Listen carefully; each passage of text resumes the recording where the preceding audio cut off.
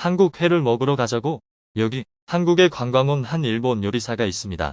그는 한국이 발달한 나라라고 생각하지만 음식 문화만큼은 일본이 뒤지지 않는다는 자부심이 있었는데요.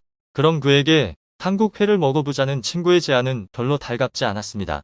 특히 그는 회를 무려 10년이 넘도록 먹지 않았기 때문에 더욱이 꺼려졌습니다. 하지만 친구의 생일이기 때문에 제안을 거절할 수 없었던 남자는 결국 한국 횟집에 가게 됩니다. 그러나 그로부터 30분 뒤 친구는 눈시울을 붉히고 있는 일본인을 달래며 당황한 얼굴로 어쩔 줄 몰라 합니다. 대체 무슨 일이 벌어진 걸까요? 함께 알아보겠습니다. 해당 사연은 일본인 스즈키 테츠야 씨의 이야기를 바탕으로 재구성한 내용입니다. 안녕하세요. 저는 일본 요코하마에 살고 있는 스즈키 테츠야라고 합니다.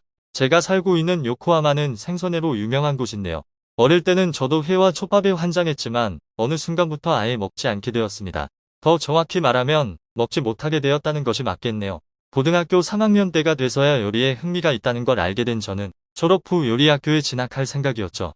그러나 저희 집안 사정이 어려워지면서 계획이 틀어졌습니다. 은퇴 후 새로운 사업을 구상하던 저희 아버지는 친구와 동업을 할 생각이었지만 돈을 떼먹고 도망간 친구 때문에 퇴직금을 모두 잃어버렸는데요. 아빠는 너무 미안하다며 내가 요리학교에 입학할 수 있도록 곧 돈을 마련하겠다며 말했지만 저는 괜찮다고 했습니다. 저는 학비를 모으기 위해 일자리를 알아보던 중 1년 동안 해외 파견을 구한다는 글을 보게 되었는데요. 기술도 없는 데다가 고졸인 제가 하기에는 괜찮은 일이었습니다. 숙식도 제공해주는 데다가 연봉도 사회초년생한테 과분한 금액이었죠. 졸업할 때까지 학비는 물론이고 어려운 상황이 된 부모님께 약간의 용돈도 보내드릴 수 있을 것 같았습니다. 파견직에 지원하여 합격한 저는 중국 산둥성의 칭다오시로 떠났습니다. 자신만만하게 온 중국이었지만 곧이어 저는 땅을 치고 후회하게 되었습니다. 정시에 끝나는 날이 드물어 잔업이 많았고 정신적 육체적으로 힘들었습니다. 중국인들의 목소리도 스트레스였습니다. 예전에 친구가 중국인들은 엄청 시끄럽다는 말을 한 적이 있는데 실제로 겪어보니 왜 그렇게 말했는지 이해가 됐습니다. 기본적으로 목청이 아주 컸고 중국어 특유의 성도 때문인지 말소리를 들을 때마다 거슬렸습니다. 기름진 중국 음식도 처음 한두 번 먹을 때만 맛있었지 매일 먹으려니 정갈한 일본 밥상이 그리워졌죠. 게다가 중국 음식은 위생적으로 매우 불결했습니다. 구내 식당의 음식은 머리카락은 기본이고 파리가 소스에 빠져 죽어있던 적도 있었습니다. 어느 순간부터는 소화가 잘 안되고 속이 울렁거릴 때가 많았죠. 다행히 기숙사 내에 간단한 조리를 할 수 있는 곳이 있었기 때문에 저는 어느 순간부터 구내 식당을 이용하지 않고 스스로 요리를 해먹기 시작했습니다. 이렇게 중국 생활에 어려움이 많았지만 뭐니 해도 가장 싫었던 점은 바로 황사였습니다. 칭다오는 그 황사 심한 중국 내에서도 유독 더 심한 도시였습니다. 황사가 심한 날에는 숨을 쉬기도 힘들고 눈이 따가웠습니다. 피부가 가렵거나 발진이 일어나는 날도 있었지만 현장직이었던 저는 이 모든 것을 참으며 일해야 했죠. 그렇게 힘겨운 1년을 보낸 저는 일본으로 돌아왔습니다. 요리학교를 졸업할 때까지 쓰고도 남을 학비를 번 대신 저의 건강은 만신창이가 되었습니다. 그 전에 없던 비염이 생겼고 매끈하던 피부도 거칠어졌으며 쇠도 씹어먹을 것 같던 예전과 달리 소화력도 많이 떨어졌습니다. 수척해진 저를 보고 놀란 부모님은 중국에서 너무 고생한 것 같다면서 눈물을 글썽였습니다. 부모님은 뭐가 먹고 싶냐고 말했습니다. 저는 돈도 없으면서 뭘 사주려고 하냐고 말했지만 엄마는 너네 아빠도 최근에 재취직했고 나도 일하고 있으니 예전만큼 어렵지 않다고 말씀하셨습니다. 저는 머뭇거리다가 생선회가 먹고 싶다고 말했습니다. 저는 엄마 아빠와 함께 어릴 적부터 특별한 날 가족들이 함께 가던 사시미집에 갔습니다. 저는 늘 그렇듯 숙성회를 와사비와 함께 먹었는데요. 오랜만에 먹는 요코하마의 생선회는 기가 막혔습니다. 눈물나게 맛있더군요. 그런데 이상하게 음식점에 돌아오고 나서 입술이 점점 붓고 몸에 무언가 나기 시작했습니다.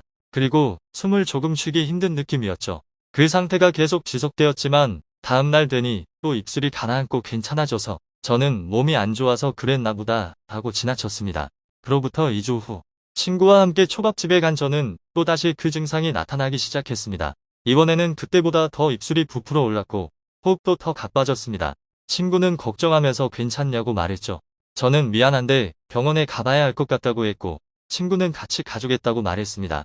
친구의 차를 타고 병원에 와 검사를 받은 저는 저에게 와사비 알러지가 생겼다는 걸 알게 됐습니다. 저는 이제껏 잘만 먹어왔는데 갑자기 알러지가 생겼다는 게 말이 되냐고 반문했어요. 하지만 의사는 제가 아직 10대이기 때문에 충분히 있을 수 있는 일이라고 했습니다. 그 당시 저는 만 19살, 한국 나이로 치면 21살이었습니다.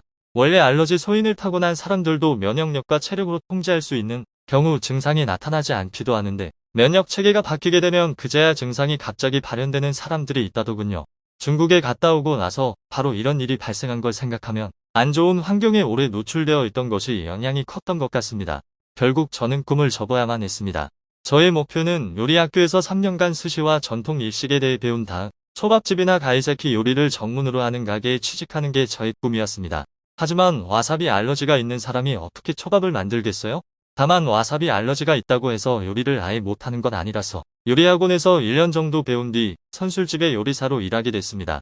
선술집에서는 달꼬치, 생선구이, 닭튀김 등을 팔았기 때문에 와사비를 쓸 일이 별로 없었거든요. 하지만 좋아하는 회와 초밥을 먹지 못한다는 건 무척 울적한 일이었습니다. 회는 꼭 와사비에 찍어 먹을 필요는 없었지만 저는 간장보다는 와사비에 먹는 걸 좋아했기 때문에 사실상 못 먹는 거나 다름없었죠. 세월이 흘러 30대가 된 저는 도쿄의 새로운 음식점으로 직장을 옮겼습니다. 다만 출근일까지 시간이 있었기 때문에 여행도 할 겸 한국에 사는 친구를 보러 가기로 했죠. 한국은 참 좋은 점도 많고 편리한 나라 같았습니다. 교통요금도 일본의 약 3분의 1 가격에 환승까지 된다는 점이 인상 깊었으며 와이파이 속도도 빨랐습니다. 일본 같은 경우 무료 공용 와이파이를 이용할 때 접속 시간이 1시간마다 리셋돼서 다시 인증해야 하는 번거로움이 있는데 한국은 그 장소를 벗어나지 않는 이상 계속 쓸 수 있어서 좋았습니다. 또한 현금이 꼭 있어야 하는 일본과 달리 카드 하나면 어딜 가든 현금 없이 구입할 수 있는 점도 좋았죠. 하지만 이런 좋은 점에도 불구하고 저는 식문화만큼은 일본이 한국 못지않다고 자부합니다. 한국 요리들이 요즘 인기가 많아지고 있다고 하지만 그래도 아직 일본을 따라오려면 멀었거든요. 초밥, 라멘 같은 요리가 세계인들에게는 더 유명하다고 생각합니다. 한국 요리 김밥을 외국에서 코리안 스시라고 부르는 것만 봐도 식문화에서 일본의 영향력이 크다는 것을 알 수 있는 부분이죠. 그런 저에게 친구가 한국 횟집에 가지 않겠냐고 제안했습니다. 저는 별로 내키지 않았어요. 저는 아시다시피 와사비를 못 먹으니 횟집에 가지 않았거든요. 저는 성인이 되고 나서 알게 된 친구들에게는 와사비를 못 먹는 사실에 대해 알리지 않았습니다. 알러지 때문에 못 먹는다고 하면 안타깝다는 듯 쳐다보는 시선이 싫었거든요. 그래서 일부러 회나 초밥을 별로 안 좋아하는 것처럼 말하곤 했죠. 하지만 그날이 친구의 생일이라서 저는 싫은 내색을 하지 않았습니다.